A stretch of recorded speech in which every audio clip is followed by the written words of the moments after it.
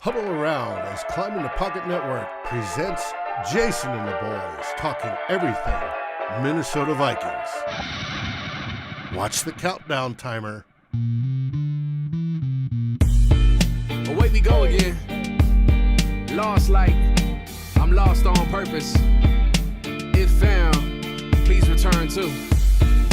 Girl, don't you know I'm lost on the road? I've been here before. When I get home, girl, don't you know I'm lost on the road? I've been here before. When I get home, my vision blurry, I'm paying the cost. I'm not enough. In fact, it's even better when you're not involved. When I miss your call, I feel that I evolve. Cause as you mentioned, I am more dependent than a college student on their parents, or an old person on their pension. Not to mention when you hit me on WhatsApp without attention, and a bad booty bitch watch, then she looks tempting. Look, my Achilles heel is when I say what I feel. You say, baby, come home, and I don't think that I will. Cause all this motherfucking stress is gonna get me killed. Woo. Girl, don't you know I'm lost on the road?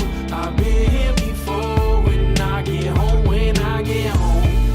girl, don't you know I'm lost on the road? I've been here before. When I get home. Huddle around as Climbing the Pocket Network presents Jayson and the boys talking everything Minnesota Vikings. No, I can't play these games. No, you can't disrespect and call me names. Sending me signals like you about to switch lanes. Well, go on, do your thing. Go on, do your thing. I mix champagne and propane, get lit. I'm trying to forget all the things that you said, all the things that we did. Girl, don't you know I'm lost on the road? I've been here before. When I get home, girl, don't you know I'm lost on the road? I've been here before. When I get home,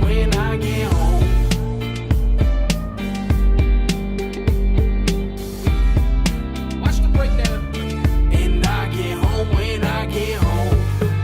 You just gonna act like we normal now. Good luck. Don't you try to call me with that bullshit, telling me you're sorry. You act too quick. That's somebody else's problem now. You're somebody else's problem now. Don't you try to call me with that bullshit, telling me you're sorry. You act too quick. That's somebody else's problem now. You're somebody else's problem now.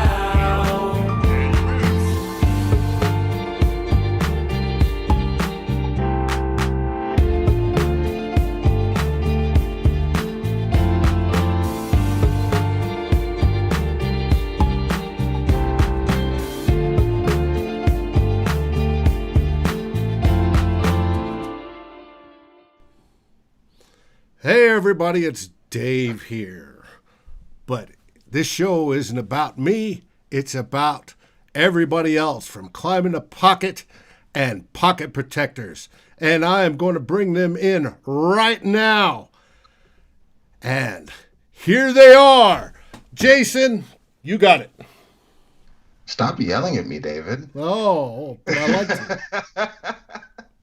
All right, here we are. We are live back once again with another episode of the, Climbing the Pocket Protector show. Our man Flip couldn't make it, but I am joined here with some of the smartest minds talking Vikings football on all of the internet. So we're going to go ahead, get everyone introduced, and jump right into this thing, and maybe see if we can sprinkle a little bit more positivity into this show than we have in recent weeks. Maybe, I don't know. We'll see. Myles asked them to be better. They might have been a little better. Kirk played okay, but we'll get to all that stuff in just a little bit. Let's get things going. My man, the good doctor, Chris won't be joining us, but you're here. You are good enough. How's it going, my man? How you been? Things are good, man. Yeah, Chris dropped in on a few of the shows today. He's back in the good part of Northern Kentucky, though. So that was a joke. So this week, man, I mean, I thought that the Vikings were going to pull it out. The Tennessee Titans made a ton of mistakes, one of which was, nullifying. Everybody last week gave me crap for wanting Jameis, but that Kirk Cousins interception that should have been a touchdown looked an awful lot like Jameis. That was the thing. And then Tennessee kicked a field goal when they were down 5, which should have been basically the end of it, but unfortunately Minnesota couldn't sort of move the ball effectively in the second half. And Ryan Tannehill's actually a pretty good quarterback, guys. And Steven Gostkowski shows how unstable kicking is, going 6 for 6 against the Vikings. So unfortunately, didn't work out. But this week, 0-3 Houston Texans are on the docket. After all these years, it looks like Mr. Fahey was right about the quarterbacks. But maybe that's a topic for another time. My man, wide receiver 1. How are you doing, and how is your level of disappointment after week 3? Man, I definitely gave the Alonzo Mourning gift. Like, I shook my head and I was like, well, is it such a bad thing that they lost at the same time? I mean, I guess just my overall expectations. I mean, it was an entertaining game, so at least there was that. That's all I asked for. Be better. They were at least better. They definitely didn't step up when they should have. They played well through basically all of the first half, essentially, and then the start of the third quarter, of course, they decided to basically throw a pick 6. They got lucky, and nothing came from it. And then it just became kind of this roller coaster from the rest of the way. And I mean, it was entertaining. But was I surprised they lost? No. I mean, they pretty much did everything they could to like keep the Titans in the game. And the Titans were like, well, we'll just keep kicking field goals. And if you guys want to beat us, go ahead, like Eric said. But essentially, they're like, nah, we'll just go ahead. Like 6 field goals will do it. Yeah, we got to get that cornerback or tackle at the top of next year's draft. Kirk had a real chance at beating a good team, and he couldn't do it. With that, I guess we'll pass it over to the number 1 Kirk Cousins defender on all of Twitter.com. You're gonna get me killed, man. I've already got like legions of Packers fans in my mentions, like digging up old tweets, being like, "What now, bitch?" Sorry, kids at home, but my mentions are a mess right now. So. Oh man. Well, I'm sorry they had to do that to you, and let's see if we can. No, I fully deserve it. I mean, it's true, but old Nick would have warned current Nick that this was going to happen, because before Kirk got here, past Nick said that what we are experiencing right now is what would have happened. Yeah, no, I mean, and to be honest, this game, I thought, if I'm gonna lay out blame for the game, yeah, Kirk had that pick 6, but he was also hit while he threw it, and I think I saw somewhere Jefferson ran the wrong route on that one, so I'm not entirely sure how bad of a. I mean, Kirk wasn't good enough to win. He got the ball in a game-winning in a fourth quarter comeback situation and promptly did nothing. So he's not without blame, but like. I don't know. I wouldn't say Cousins, anytime you put up 30 points or whatever, you're not going to be pointing fingers necessarily at the quarterback. But overall, I enjoyed the game. I know a lot of people are pissed that the Vikings are 0-3, but I think it was pretty clear early on that this Vikings team is not going to be making any noise in the playoffs. So to come away from the game, it's a 1-point loss, gets you a better draft pick. And like, hey, Justin Jefferson is actually looks like he's going to be good. That's pretty exciting because that makes a huge difference. We talked about how much trouble Cousins is going to be in, or whoever the quarterback is going to be in, if he's stuck with an aging Adam Thielen and, BC Johnson or whatever, or, Tajay Sharp, or that's kind of dire straits. But Jefferson, breaking out 175 yards, winning all over the field, slot, out wide, condensed sets, press, off coverage, short, deep, intermediate, kind of basically he won in every single way possible en route to 175 yards. That's really exciting to see. And as bad as the Vikings are now, I think Jefferson this game is a huge stepstone in establishing that he's the kind of player you can maybe build around long term. So that much is exciting for me. I love it. And we're talking about wide receivers. So obviously, Myles, I'm going to give you the floor on this one here to follow up on what Nick was saying.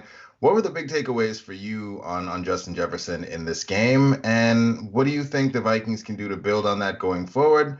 And I guess the last thing to throw in there, did you notice anything that Tennessee might have done differently? Because Justin Jefferson was killing them, and then he just kind of disappeared in the game. And so, was there anything that you saw that maybe led to him no longer being maybe a focal point, and really the only kind of spark that we had? Well, I guess can't really say that. Dalvin balled as well, but the only spark in the passing game that we had really going on. Yeah, well, I think to start, what I was excited about is this week they gave him the full slate. They said, "Hey, Justin, we're going to give you that full opportunity." They were like, BC Johnson saw 5 snaps all game after being a starter for the first 2 weeks, and then Chad Beebe was basically the wide receiver 3. So they said, "Hey, Justin, we're going to give you every opportunity to take this job, take the wide receiver 2 job, and run with it." And he did more than that, obviously with the 175 yards and the touchdown. But what I was excited to see, what I was basically saying since the spring is Justin Jefferson is more than just a slot receiver. I know a lot of people, they wanted to pinpoint his junior year at LSU as that's who he's going to be in the NFL. And I was like, well, you got to remember he was a pretty good receiver as a sophomore, as when he played on the outside as well. Wasn't as dynamic, but at the same time, that's what they asked him to do. He was evolving. He has the ability to be an inside-outside type of player, and I think within this offense, that type of player fits exactly what this type of offense is looking for. A guy that can get open quickly, but he can also work both sides, or work inside and outside, which Jefferson could always do. And I think the misperception that he was a slot only type of player was wrong in my opinion. So I tried to make sure that was clear when the Vikings drafted him. When I was watching his tape, he's dynamic. He's fast. He's twitchy. He's also got strong hands for a guy that. You even see him on the field, you're like, man, that dude's skinny. But at the same time, like, he's winning, 50-50 balls. He's, out muscling DBs, even if Malcolm Butler's only 5'8". He's still winning those matchups, and Malcolm Butler's no slouch. So it's just great to see that they trusted Jefferson to win at all levels. Like Nick said, they said, we're going to let you win short, we're going to let you win intermediate, and we're going to say, hey, we don't have any downfield playmakers, so you're our downfield playmaker now. And he owned it. I mean, that touchdown was everything you want it to be. I mean, those deep crossing routes is what you're seeing a lot of the West Coast outside zones, play action teams are running, and we finally got to see Jefferson this team run it. They did it a lot last year. Didn't see it as much the first couple of weeks. So getting to see a guy like Jefferson out in space with the ball in his hands is what they need to do more of. So to answer your question, the last question about basically why he disappeared, I think that's a scheme reason. I think the Vikings tried to get in their what looked to be just like their 4-minute offense, 2-minute offense, where they wanted to slow the game down. They wanted to focus on more of the run game. They probably just felt that they wanted to keep establishing the run. Got to always do it, I guess. But from what I saw, I felt like they were trying to press too much toward the end of the game, because the Titans, they made some big plays. They kept themselves in the game, and the Vikings scored 30 points, that was mentioned. So you score 30 points, you'd think your defense would, help you out a little bit, and that should be a winnable game. And then that last drive, it felt like they wanted to try to get other people involved. Adam Thielen, Kyle Rudolph, even a little bit of Dalvin Cook in there, and the Rudolph touchdown's great and all, and that they needed that touchdown. But other than that, it felt like everything else was forced, and they should have just kept trying to do what was working, and Jefferson was working. And so if you can get him in continued one-on-one matchups, why not keep feeding him until the defense wants to stop it? So that's kind of where I saw it. And I think I'm not really sure what's going on with Thielen. He didn't see a lot of targets in a game where, you score 30 points. He had that nice touchdown, but I'm just kind of surprised he wasn't a little bit more involved in the passing game, especially with a banged up secondary for the Titans. How do you rate the touchdown celebration though, Myles? From Thielen? From Adam Thielen. Oh yeah, about what you'd expect. I mean, he just needs to work with Jefferson. I know the Vikings tweeted out, we need to see more of that from Thielen, but we don't. He can stick to what he's good at. So Nick, I know that you posted on Twitter, and if you're not following him, go do that right now. But Nick, you broke down kind of every catch from Justin Jefferson's breakout performance. Was there anything else you wanted to add? Anything else that really stood out for you? Anything that you saw, I guess, while you were also going back and looking at the film, outside of what Myles maybe said, for the reasons that the Vikings may have gone away from Jefferson when he was really the passing game at that point? Yeah, so there are a lot of things that really reminded me of his LSU tape. I went back and watched all his 2018 and 2019 tape over the summer, and a few things that we saw in the game was like straight out of that LSU offense. You know, we got him early on, matched up against a linebacker, doing kind of a quick out route, and it's easy money for Jefferson there. We saw him, you know, find a soft spot in zone very naturally on just a sort of a comeback or curl route in the middle of the field between underneath the safety, but over the corner and away from the hook linebacker defender. Just catch the ball immediately, sprint upfield. You know, these are the kind of things he was really, you know, he finds the soft spots in zones. He's able to separate easily against underneath defenders. And then we also saw that amazing twirling, acrobatic, contested catch on the sideline fade against Malcolm Butler. That's all stuff that, like, if you read Jefferson's scouting report, like, you know, this is completely matching exactly who the prospect we thought he'd be coming out. But then we also saw a few things that I was like, okay, this is actually pretty interesting to see. And these are actually addressing some of the things that people are like, well, can he be this? You know, he played 45 snaps outside, only 6 in the slot. 45 snaps outside. So there were a lot of questions. Maybe the question number one of Jefferson is, can he be an outside? Can he be an X receiver? Well, he was for the majority of this game, and he was winning most of his reps outside. So that was really good to see. That was really impressive because that answers a lot of questions, I think, about, is he just going to be another one of those slot guys? Because Thielen's a slot, BB's a slot. BC's more of a flanker, but, you know, he's not a big X guy. Jefferson looked like he can be that big that possession receiver. So that's really good to see. Some people had some questions about his 4.43 speed. You know, that's a really fast time to run it at the combine. But people are saying, yeah, I'm not sure that's real. I think that might be a fake number because you watch his LSU tape and he doesn't seem that fast. I think this game, you know, Malcolm Butler isn't necessarily fast, but maybe on that touchdown throw, you know, he was burning across the field. When you looked at him pick up 33 yards on a 10-yard catch, all that yards after catch he's getting, you know, you're really seeing his wheels there. So I saw a few things to address some of the concerns. Maybe the last one I'll mention is he was really good against press. Malcolm Butler, I think the whole plan with Malcolm Butler was, I'm going to press this guy, and Jefferson was beating him off the line of scrimmage really easily. So he wasn't necessarily facing a hard jam, but he was winning with his footwork. And, you know, for somebody like Jefferson, I think that's enough. So I think there were a lot of things that said, you know, this guy is going to be as good as he was at LSU. And then I think there were a few things that also said, I think this guy can be even better than he was at LSU because he's already taking some next steps. So that was really encouraging to see, on top of, you know, the really impressive bottom line, 175 yards, 7 first downs, 2 forced missed tackles, 1 touchdown. That enough is impressive. But when you go back and look at the tape, it's even more impressive than it looks on the stat page. That was amazing. And so we're on a high right now. And Eric, I'm going to bring you right back down. Flip's not here, but he's here in spirit. So there's some things that Flip brought up that I need to throw your way, Eric. First things first, the Vikings running game, Dalvin Cook, 175 yards in the ground, very effective for the team.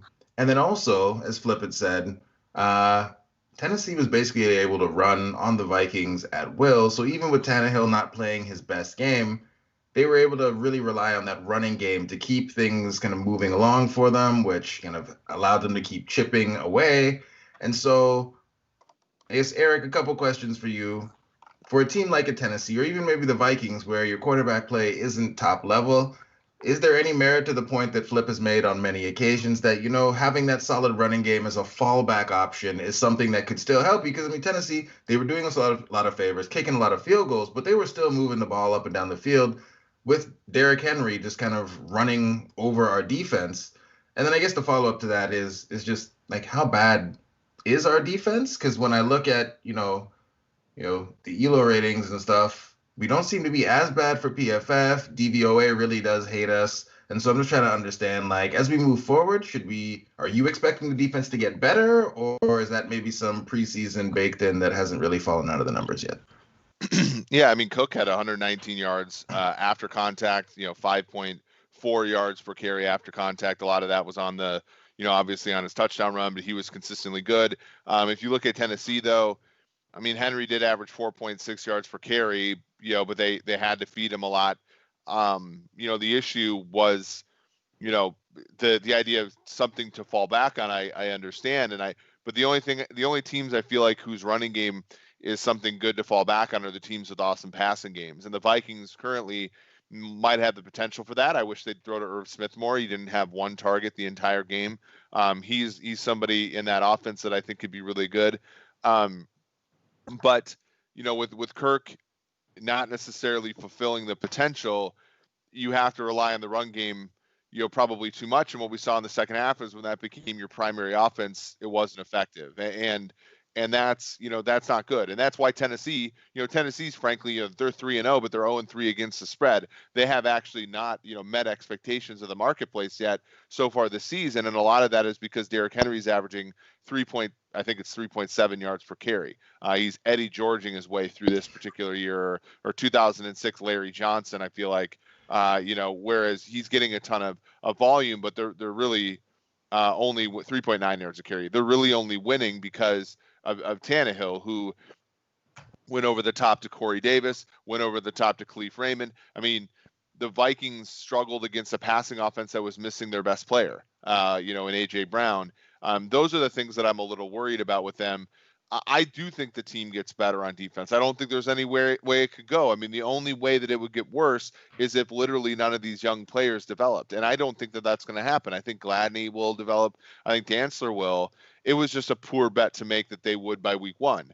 They're going to have to, and there's going to be some bumps along the road. I mean, you look at their schedule, they get Houston, who Houston's played 3 teams that haven't lost yet. Baltimore lost. But they're a really good 0-3 team. They play the hardest schedule in the league. That's going to be a challenge. Obviously, Seattle's going to be a challenge for them. Atlanta has done nothing but make plays in the passing game, except when they've had to hold a lead. Green Bay is the most efficient passing offense in the NFL currently. Detroit is a team that I think could give them problems. And obviously, if Nick Foles is still starting, they're facing teams with some really good offenses all the way until they get to the Panthers, who just beat the Chargers outright, a 6.5-point underdog. So I do think it gets better for them. I don't know if we see it as the results on the field in terms of wins and losses. That's the really hard part about this year, is that our expectations were high for them wins and losses wise, and it's going to have to probably circle into more of a let's look at each individual player and see how they evolve. And to Nick's point, this last week there was a very huge positive, which was that the first round pick Justin Jefferson had a tremendous game.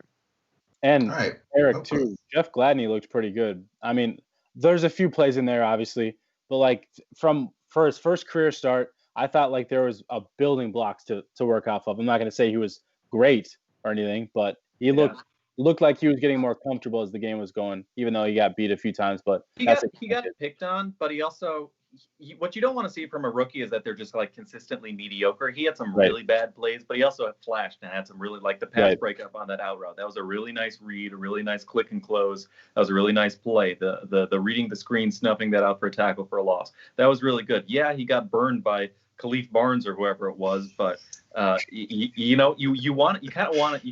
want your young guys to have highlight plays and low light plays because and it sounds like the safety was supposed to be over top there. I think they were so that might not. I think that was one of those Harrison Smith kind of rolling off of his playing off of a feel type of play. That's what it looked like when I saw that play happen. But I mean, and also even on that, he got burned, but also once he realized he bit on the double move, he sprinted back upfield, and he tested at a 4.33 or something at TCU, and I was always not sure if that was flying with that 40 out of TCU or not, but he looks really, really fast. He caught up to Khalif Barnes, whoever. So you're seeing some positive stuff there, even if the end result is he gave up over 100 yards in coverage, which is obviously terrible. For sure.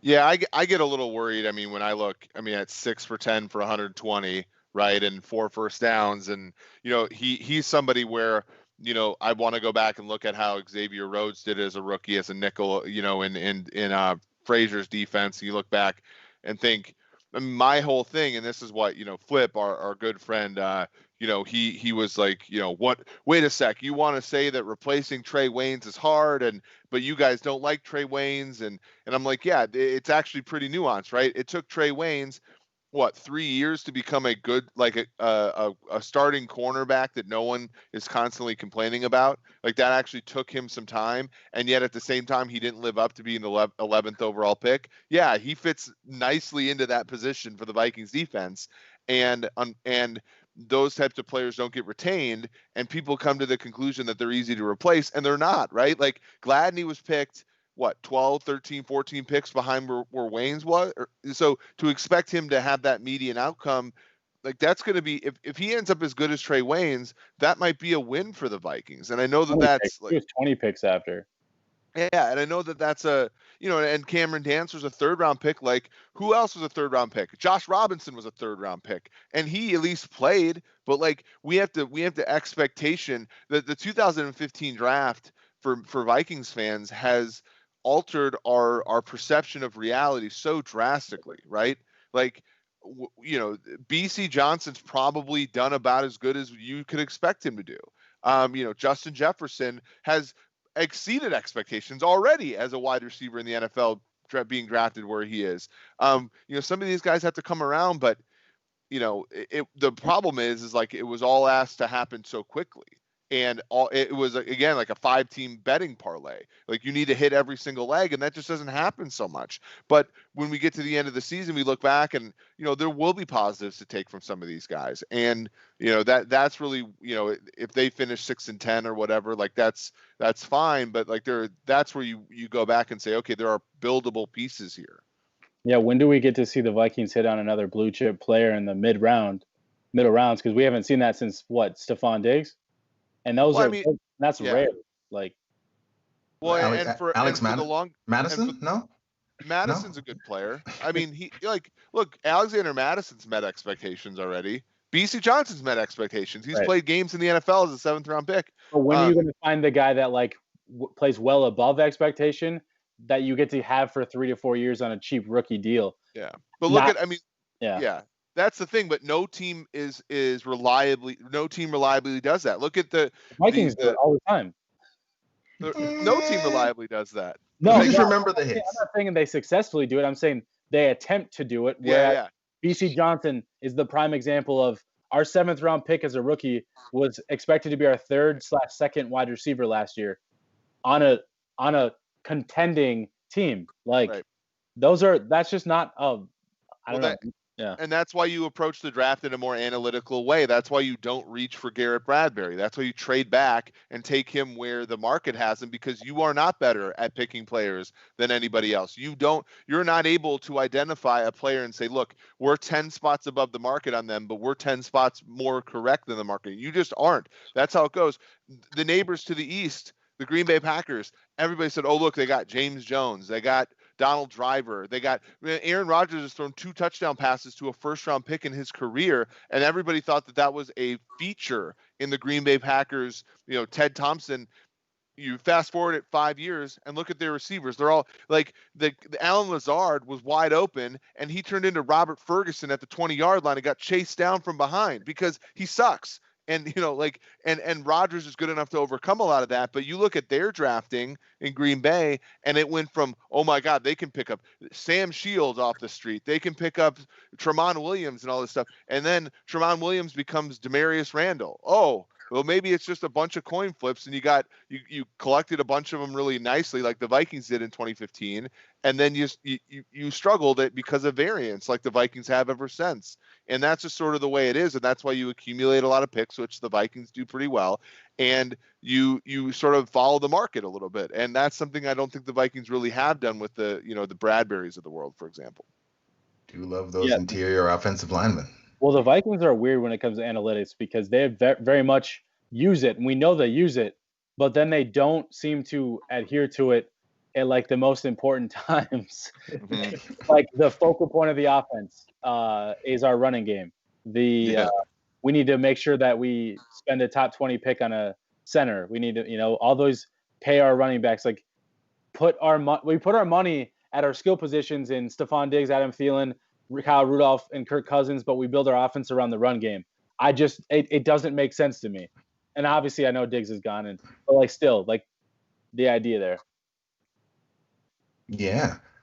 So before we get to the next topic, Eric, you did remind me of something because you mentioned analytics, and it is the talk of I guess the online space around our Vikings right now, which is it's fun. Tank for Trevor, Maybe we get Justin Fields. There's a lot of hype going on right now. Maybe it's real. Maybe it's the troll or reef around Trey Lance. And, our man Flip, as we talk about it, he's not here, but, his spirit lives on. And many fans are calling for this, a complete teardown, fire Zim, fire Spielman, get Kirk out of here, start with a fresh new quarterback. And Flip says that is not a sound strategy, that rebuilding like that doesn't really work. And so, Eric, I just wanted to get your thoughts while we were here and before we jump into, looking ahead at how we match up with Houston, on your thoughts on, like, what the best way to rebuild or dig out of the type of hole maybe we find ourselves in actually is. And, like, what teams should be doing to go about getting themselves into a better situation. Well, I know this is not what they're going to do, but they should throw the ball more often, because you need to find out about, everything you need to know about Cook, and Cook's already got his money. You need to find out if your young lineman can pass protect. You need to find out if Jefferson and Irv Smith can carry the load on offense. You need to find out, you probably need to, play some of your younger guys more often. I mean, I don't know why Shamar Stephen's playing. I don't see it. For Nick, he was good on Sunday. He was, yeah, but like for what? Like what's the point? Like he's their best interior defensive lineman. yeah. To troll Zimmer Nick's, it's the world Zimmer wants, right? We finally got it, and yeah, my thing is at this point in time, if you luck box into 2-3 wins in the next month, that's great. Go for it. Go fight in an NFC that's, not that top heavy, and you have a shot. But don't sell your soul to do it. Don't get to week 8 and then become 1-7 and then say to yourself, okay, now it's time. No, use that data, right? Because the Vikings are not that far away. They have tons of draft picks next year. They have tons of draft picks currently on their team. The Wilfs spare no expense on this team. So try to find out about your players and try to, try to be as optimal in finding that data. What that means is don't run the football so much. Don't play guys who, might be 6 out of 10 in every play. Play a guy who can be a 9 every other play and a 1 someplace. Find out what they're good at. Find out what they're bad at. Like, to me, that's how I would do it. I wouldn't like that's what's so tragic about the New York Jets, is that Adam Gase, the way that he runs his football team is he sends guys out there who he knows are 3s out of 10, and there's no variance in any of it. And so what you get is horseshit football, excuse my French, all the time and no upside. And that's why the Jets have been where they are for all these years. At least with the Vikings, you have a ton of guys who can go out there and, don't activate Daniil Hunter. That's one thing. Don't risk his future. Don't play him anymore. Find out what you have in Yannick Ngakoue, find out what you have in the younger ends, and right off the season. And if you luck into 4 or 5 wins here, then yeah, activate them. But don't activate them just so that you can get to 3-5 by the middle of the year. All right. I love it. Well, let's look ahead. Mr. Olson, Houston might actually be a team whose defense is worse than our own. How do we feel going into this matchup? What are you looking for? And like Myles kind of, alluded to before, does this feel like the kind of game that, the Vikings might go in there and kind of shock the world and pull off the victory?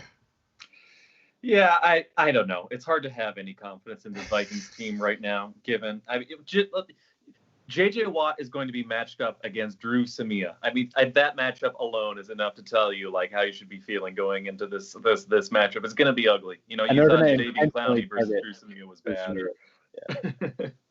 It's going to be ugly.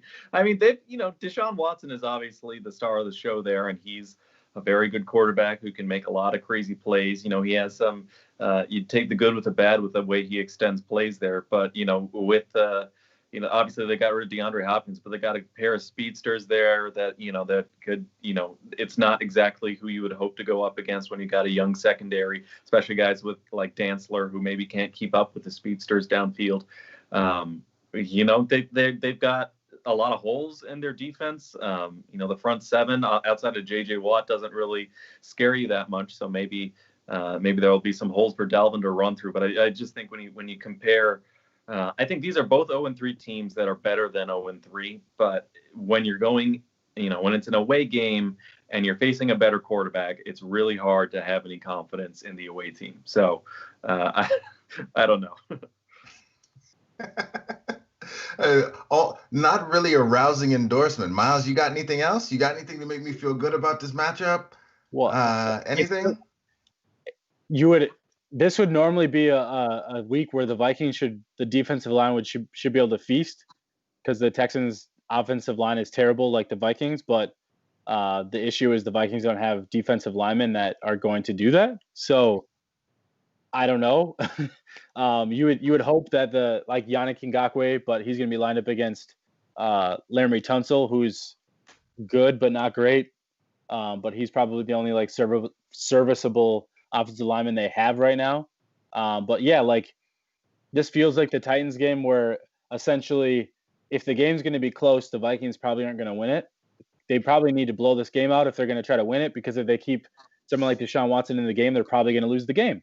I mean, they're not going to outscore him at the end. He'll find a way to win the game. We'll find a way to lose the game. So if the Vikings have any intention of winning this game, they got to get up early and keep the lead. They just got to keep scoring. I mean, this is the type of team right now that needs to score 35 points a game to even have a shot at winning a game. And what's the point at that point? So if you're going to be that bad on defense, I mean, like Eric was alluding to, let's see some guys. Like, let's see Ezra Cleveland get in there and play. I don't care where, left guard, left tackle, play him, put him on the field. Let's see some of these young guys get an opportunity just to see if they can step up. Like Nick alluded to the speedsters for Houston, they got Brandon Cooks, Kenny Stills, Will Fuller. Those guys can fly. So can we keep up? I don't know. So what I worry about is with the way Zimmer would like to use a guy like Harrison Smith this week is to basically, normally Anthony Barr would be like a spy on Deshaun Watson. That's not going to happen. What do you do with Harrison Smith around the line of scrimmage? Or do you need to keep him back to help the young guys? Because normally you'd like him to be your, jack of all trades. He does everything. He's everywhere. But with the way your corners are playing, you can't rely on that as much, because that's when you get beat deep on a 70-yard pass to Khalif freaking Raymond. I mean, that's your Dan Chisna. I mean, Jesus, like you just put your speed out there and let him go catch the ball. So like, if you can't trust that, then what's I just don't see a way where, like, I'm not saying the Vikings can win this game, because I don't think the Houston Texans are all that good. But like everybody else said, they have Deshaun Watson in it. And if this game's going to be close, then yeah, you don't really have a shot. All right, Eric, are you going to make this a clean sweep? Do you have any words of wisdom, any nuggets, any little bits of insight that might maybe make us feel a little bit better about this outside of our crushed emotions of just being Vikings fans who are now just accustomed to being disappointed? So the Houston Texans are 4.5-point favorites in this game. It's moved up a little bit. It was 3.5 at one point. I make the number about 5, so I'm a little bit on Houston's side here.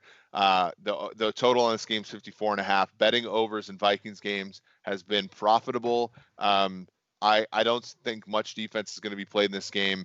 If it is going to be, it's going to be J.J. Watt on Kirk Cousins. Unfortunately, the corners for Houston have played okay this year, and that worries me because they have a lot of okay corners who can look really bad against against the Baltimore's and the Kansas City's of the world. I hope Jefferson's sort of up to speed here so that he can exploit the Bradley Robies and the Vernon Hargreaves of the world. Watson's a tough guy to kill, right? And we've seen this Houston team before. They're 0-3 in 2018, and they went on a winning streak. That was, I think, 9 games or something. They ended up winning the AFC South that year. So they're not a team that's going to quit just because they're 0-3. The Vikings are going to have to match their intensity. It's tough. I mean, if I had to say, I'd lean Houston, but I think the Vikings certainly have a chance to win the game. All right. Well, that's it. We made it. Only a couple curse words, nothing that'll get us kicked off the air. So, that's Sorry, all guys. right, too. I'm It's sorry. okay. We're talking I'm about the usually so Vikings. PG.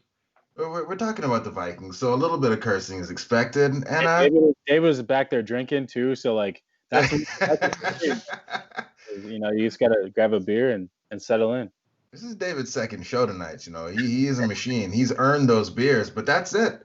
Viewers, thanks for riding with us in this wonderful experiment of us doing this thing live.